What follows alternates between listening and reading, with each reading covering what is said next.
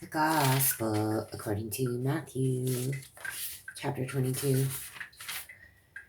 And Jesus answered and spake unto them again by parables, and said,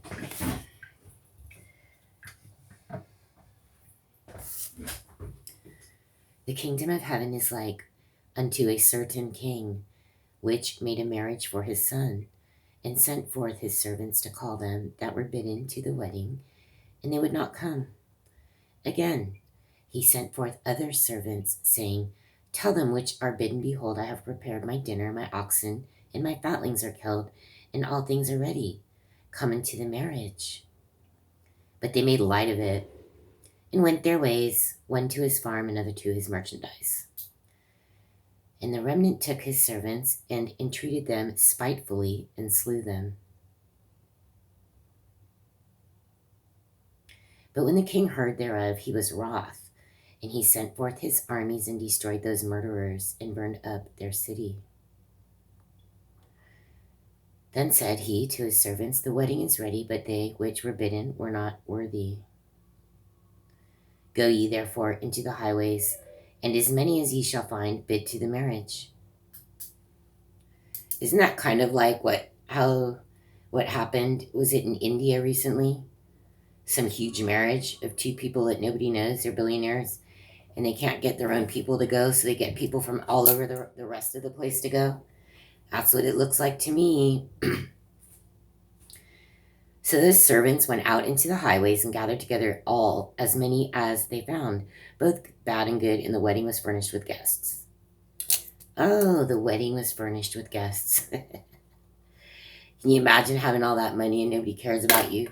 Nobody knows about you. You're so horrible, nobody wants to be a part of you. And you have to go to every other country in the world to get guests to fill your wedding. That's kind of what it looks like, huh? And when the king came in to see the guests, he saw there a man which had not on a wedding garment. And he said unto him, Friend, how camest thou in hither not having a wedding garment? And he was speechless. Yeah, what do you want? I was at the side of the road selling gum, bro. I'm in my gum selling outfit, bro. You're the one that picked me up, right? And he said unto him, Friend, how camest thou in hither not having a wedding garment? And he was speechless. Then said the king to the servants, Bind him. Oh, this is why he wanted him there. Hand and foot, and take him away, and cast him into outer darkness. No wonder nobody wanted to go to their wedding in the first place, right? There shall be weeping and gnashing of teeth. For many are called, but few are chosen. Well, I didn't probably read that the way it was meant to be, but there we have this again. We just heard it in chapter 20, verse 16. Here we have it again. This is not said once in the Bible. In fact, we should look in the Old Testament. It's probably said there. It may not be. We need to know. Yeah. But they're talking about God. Nobody wants to go to that wedding. Nobody wants to.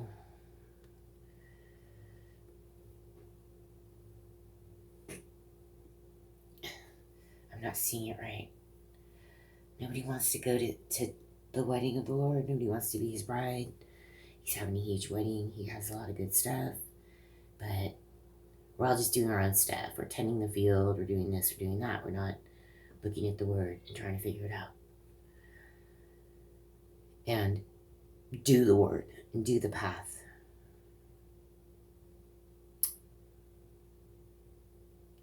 But this poor guy, he's just at the side of the road. He's a victim to me. It's like, no, I don't really need to go to your wedding if you're just going to kill me when I get there because you don't like my clothes. I don't know about this story, but I get the point that God has everything for you, and you're being called, and you're just not even going. He's trying to go everywhere and find people. Then went the Pharisees and took counsel how they might entangle him in his talk. Here we go. Entrapment. And they sent out unto him their disciples with the Herodians, saying, Master, we know that thou art true, and teachest the way of God in truth. Neither carest thou for any man, for thou regardest not the person of men. That's like God. That's what God does. So it's unusual that he does this too. Tell us therefore, what thinkest thou? Is it lawful to give tribute unto Caesar or not? But Jesus perceived their wickedness and said, why tempt me, ye hypocrites? Shew me the tribute money. And they brought unto him a penny. And he saith unto them, who is this image and superscription? They say unto him, Caesar's. Then saith he unto them, render therefore unto Caesar the things which are Caesar's, and unto God the things that are God's.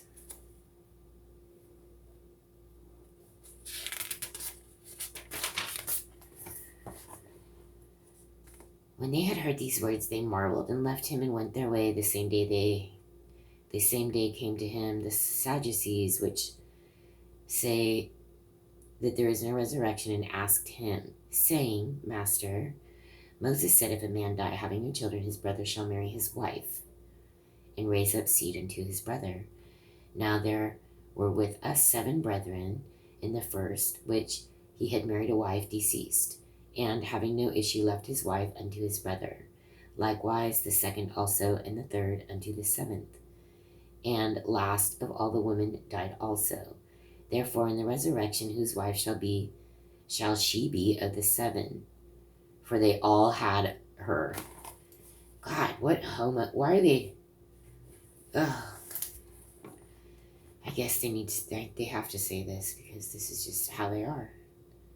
This is how they are. Really.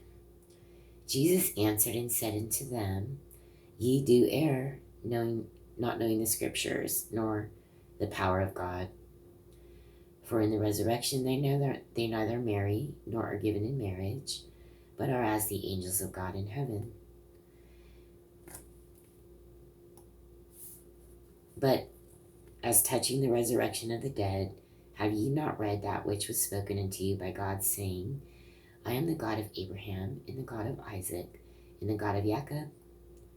God is not the God of the dead, but of the living.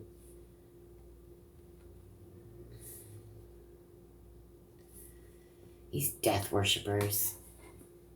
That's a good answer, huh? He's not even telling him, go look up, Isaac, go look up Deuteronomy, go look up Leviticus. He's like, no, stop worshiping the dead, you freaks. You freaks.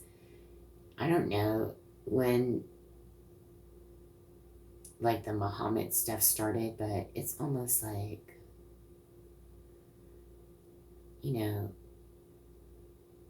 what kind of a question is that? Are you worried about all your underage, wives at the table? I can't even, this is so gross, right? But he is removing the sexual aspect, and he's like, you know what, you death cult, you're a death cult.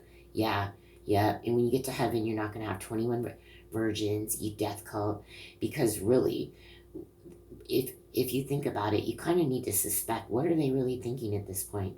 Why are they asking something like this? This is an unusual question to ask, to be honest. And Jesus tells him, get your mind out of the gutter. Stop thinking about your death cult, bro. Right? Sexual deviant. It's not even about sexual deviancy. It's about you're a death cult. Shut up. God is not the God of the dead, but of the living. And when the multitude heard this, they were astonished at his doctrine. But when the Pharisees had heard that he had put the Sadducees to silence, they were gathered together. Yeah, I'm sure they are. Not one of them is smart, and they're all going to bring each other down. Don't you love that when they try to conspire like that? I don't. It will end in death, right? But look what happens. They're stuck with the stupid. They're all involved with one person instead of thinking for themselves, right? Which is better. They all gather together, right? Like just in hatred, right? And whenever that happens, right, you're never gonna. You will never think straight. You will never think properly. You are not thinking with God in your thoughts, whenever that occurs, it will never, ever work. Look at them gathered back together. Then one of them, which was a lawyer, oh my gosh, here we go. I knew it. I knew it. I'm going back to Sanballat and Tobias. These people are lawyers, governor types. This is the whole problem of the world, to be honest. It's a big problem. Because they're lawyers for Satan, to be honest with you. One way or the another, they are demonized. And we haven't read the part, it's in Romans, but it says God is the judge and lawyer. God is the judge and the lawmaker, not men. So put that in your put that in your law book. I repent. Then one of them, which was a lawyer, asked him a question, tempting him and saying, Master, which is the great commandment in the law? Ugh. Jesus said unto him, Thou shalt love the Lord with all thy heart, and with all thy soul, and with all thy mind. You know what? Those people who say, oh, the biggest commandment is love your enemies, and that takes up all the rest. No, it doesn't. Does he say that? No. Look what he says. Thou shalt love the Lord thy God with all thy heart, with all thy soul, and with all thy mind. Nothing about loving your enemies first. Good luck, people that extrapolate this Bible like that. Nope, not what it says. This is the first and great commandment. And the second is like unto it. Thou shalt love thy neighbor as thyself. It's okay. It's okay. On these two commandments hang all the law and the prophets. Yeah, well, that one comes first. While the Pharisees were gathered together, Jesus asked them, saying, What do ye think of Christ? Whose son is he? They say unto him, The son of David.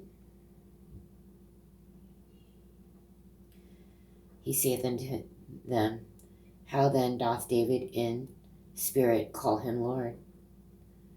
Saying, The Lord said unto my Lord. Yep, that's that one I couldn't figure out. Sit thou on my right hand till I make thine enemies thy footstool. That's in Psalms. Here, let's go back. This is how the Pharisaical, Levitical lawyer Hebrews say Jesus doesn't exist. And I guess this is the fight here. Here it is. Psalm. Okay, it's Psalm 110. It's Psalm 110. David Mezmir. This is a Psalm of David. And it's Psalm 110, verse 1. The Lord said unto my Lord, Sit thou at my right hand until I make thine enemies thy footstool. The Lord shall send the rod of thy strength out of Zion. Rule thou in the midst of thine enemies. Let's go back. This is 44 of Matthew 22. The Lord said unto my Lord, Sit thou on my right hand till I make thine enemies thy footstool.